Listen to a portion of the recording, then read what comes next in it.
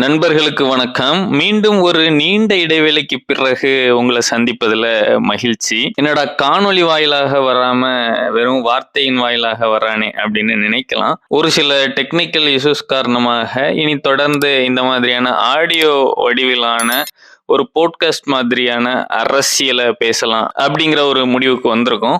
ரொம்ப முக்கியமா சமீப காலமாக நிறைய விஷயங்கள் நம்மளை சுத்தி நடந்துட்டு இருக்கு. அதுவும் தமிழ் தேசிய அரசியல்ல பெரிய பெரிய அரசியல் நிகழ்வுகள், விஜயனுடைய அரசியல் வருகை, திராவிடமும் தமிழ் தேசியம்னும் ஒண்ணு, என்னோட இரு கண்கள் அப்படின்ட்டு அவர் பேசியதா இருக்கட்டும். இப்போ நாம் தமிழர் கட்சியிலிருந்து பிரிந்து சென்றவர்கள், தனியே நின்ற பல தமிழ் தேசியர்கள் ஒன்றிணைந்து தமிழர் ஒருங்கிணைப்பு இயக்கம் அப்படின்ட்டு ஒரு இயக்கத்தை ஆரம்பித்து அவர்களும் மாவீரர் நாள்ல ஒரு பொதுக்கூட்டத்தை நடத்தினதா இருக்கட்டும். நேற்றைய தினம் நாம் தமிழர் கட்சி மிகப்பெரிய அளவு மழை, புயல் அனைத்தையும் கடந்து அவர்கள் தங்களுடைய மாவீரர் நாள் நிகழ்வை நடத்தினதா இருக்கட்டும் அப்படின்ட்டு நிறைய விடயங்கள் நடக்கு. இதை தாண்டி நாம் தமிழர் கட்சியையும் சீமானையும் ஒழித்து கட்டிடணும் அப்படின்ட்டு ஒரு முடிவோட திமுகவும் பல நூறு கோடிகளை செலவு செய்து பின்னணியில பெரிய அளவு வேலையை பார்க்கறதையும் பார்க்க முடியுது. ஆனா இப்படிப்பட்ட விடயங்கள்லாம் நடந்துட்டு இருந்தாலும் அவை அனைத்தையும் தாண்டி சீமானவர்கள் சாதித்து நிற்கிறாரு அப்படிங்கிறத பார்க்கும் பொழுது நமக்கே ரொம்ப பிரமிப்பா தான் இருக்கு. என்னதான் அரசியல் களத்துக்கு வந்துட்டா யாராலையும் பெரிய அளவு 100% உத்தமமா இருக்க முடியாதுதான். இருந்தாலும் நாம் தமிழர் கட்சியை மட்டுமே பாயிண்ட் அவுட் பண்ணி ஒரு சில சிறிய தவறுகளையும் பூதாகரமாக்கி அதன் மூலமா நாம் தமிழர் கட்சியை வீழ்த்திடணும் அப்படிங்கிற ஒரு செயல்பாடு தொடர்ந்து தமிழ்நாட்டு அரசியல் களத்துல நடந்துட்டு தான் இருக்கு. அதுவும் நாம் தமிழர் கட்சி 8% வாக்குகளை வாங்கின பிறகு அது ரொம்பவே நடந்துட்டு இருக்கு. திமுகவுடன் கூட்டணிக்கு போனா அவர்களெல்லாம் பரிசுத்தவான்கள் மாதிரியும், திமுகவை எதிர்க்கிறவர்கள் அனைவருமே அயோக்கியர்கள் மாதிரியுமான ஒரு பிம்பத்தை ரொம்ப காலமாகவே திமுக இங்க ஏற்படுத்திட்டு தான் இருக்கு. அதன் ஒரு பகுதியா தான் சீமானுக்கு எதிரான மிக மிக கொடூரமான பரப்புரைகள். சமீபத்துல ஜூனியர் விகடன் கூட சீமான் அவர்கள் காவிய கெட்ட போறாரு அப்படிங்கிற மாதிரி ஒரு தலையங்கம் வைத்து அவர்கள் கட்டுரை எழுதியதா இருக்கட்டும் அப்படின்ட்டு பல விடயங்கள் நாம் தமிழர் கட்சியை வீழ்த்தணும் நடத்திட்டு இருக்கு. ஆனா அவை அனைத்தையுமே முறியடிக்கும் விதமாக நாம் தமிழர் கட்சி நேற்றைய தினம் மாவீரர் நாள் நிகழ்வை ரொம்ப சிறப்பா நடத்தி காட்டியிருக்காங்க. இவ்வளோ மழை பெய்தும் இவ்வளோ புயல் அடிக்கும் அப்படின்ட்டு சொல்லியும் தமிழ்நாடு முழுவதும் இருந்து உணர்வு பூர்வமான தமிழ் தேசியத்திற்கான அந்த இளைஞர்கள், நடு வயதினர், முதியவர்கள் அப்படின்ட்டு அனைவருமே அங்க போயிருக்காங்க. அந்த கூட்டத்தை பார்க்கும் பொழுதே இது ஒரு கலவையான கூட்டம் அப்படிங்கிறது தெரியுது. சமீபத்துல நடந்த விஜய் மாநாட்டுல உள்ள முகங்களை பார்க்கும் பொழுது எல்லாருமே அந்த ஒரு 20-25 அந்த வயதுக்குட்பட்டவர்கள் அப்படிங்கிறது தெரியும். ஆனா நாம் தமிழர் கட்சியின் கூட்டத்தை பார்க்கும் பொழுது திமுக, அதிமுக இந்த மாதிரியான ஆட்சியரணையில அமர்ந்த கட்சிகளின் ஒரு மாநாட்டிலேயோ பொதுக்கூட்டங்கள்லயோ எந்த மாதிரியான ஒரு கலவையான முகம் இருக்குமோ அந்த மாதிரி இருக்கு. இதுவே நாம் தமிழர் கட்சிக்கு ஒரு பெரிய வெற்றியாக தான் பார்க்க முடியுது. அதே மாதிரி நாம் தமிழர் கட்சியின் கூடாரமே காலி ஆயிட்டு, இனி நாம் தமிழர் கட்சியில யார் வந்து இணைவா, நாம் தமிழர் கட்சியின் வளர்ச்சி இனி அவ்வளவுதான், நாம் தமிழர் கட்சி இனி வளரவே செய்யாது அப்படிங்கிற மாதிரி பலவிதமான கருத்துருவாக்கங்கள் பண்ணப்பட்டிருந்துச்சு. ஆனா அவை அனைத்தையுமே நேற்றைய தினம் சீமான் அவர்களுடைய மாவீரர் நாள் நிகழ்வு முறியடித்திருக்கு அப்படிங்கிறது தான் உண்மை. ஏன்னா இவர்கள் சொல்ற மாதிரி நாம் தமிழர் கட்சியின் அனைத்து மாவட்ட பொறுப்பாளர்களும் விலகுறாங்க அப்படின்னா அங்க கட்சியின் கட்டமைப்பே சீர்குலைவு ஆயிருக்கும்.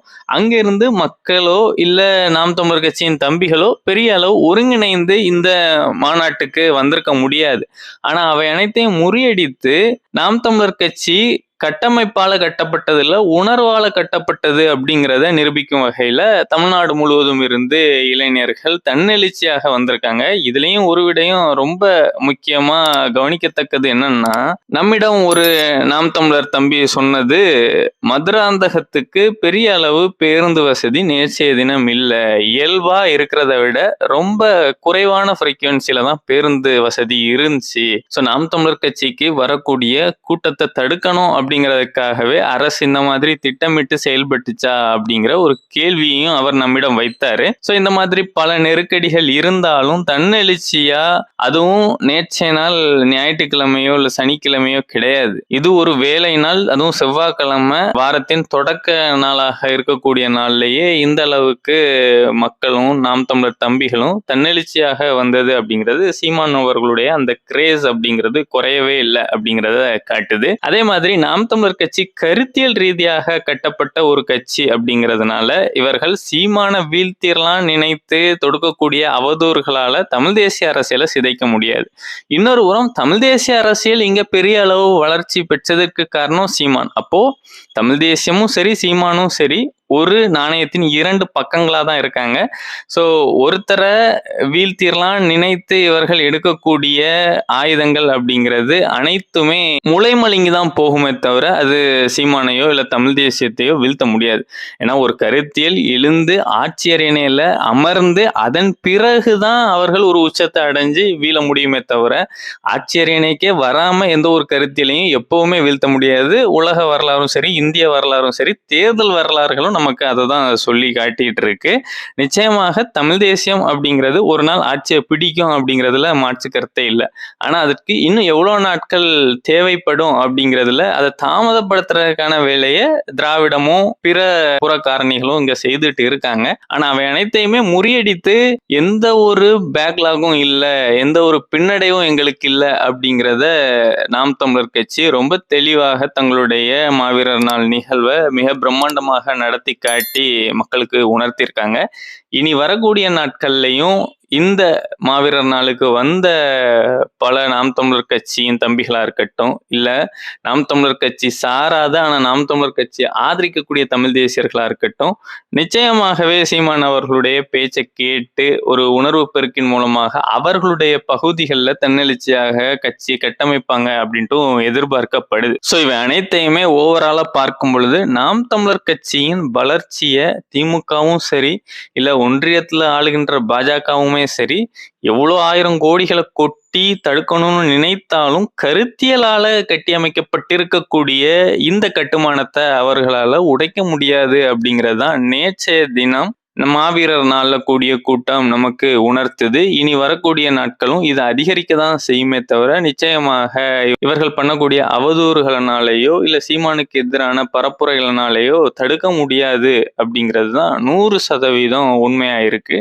ஆனாலும் 2026 தேர்தல் முடிவு வர்ற வரைக்கும் இவர்கள் சீமான் இந்த மாதிரி காலியாக போறாரு, சீமான் அவர்களுடைய கூடாரம் மொத்தமா காலியாக போகுது, சீமானுடைய தளபதிகள் எல்லாருமே புதிய கட்சி ஆரம்பிக்க போறாங்க அப்படின்ட்டு புதுசா பல புரளிகளை கிளப்பி விட்டு அவர்கள் சந்தோஷப்பட்டுக்கலாமே தவிர நடைமுறை அரசியல்ல கருத்தியல் பலத்தோடு இருக்கக்கூடிய சீமான இவர்கள் நெருங்கவே முடியாது அப்படிங்கிறது தான் உண்மை. நன்றி, வணக்கம்.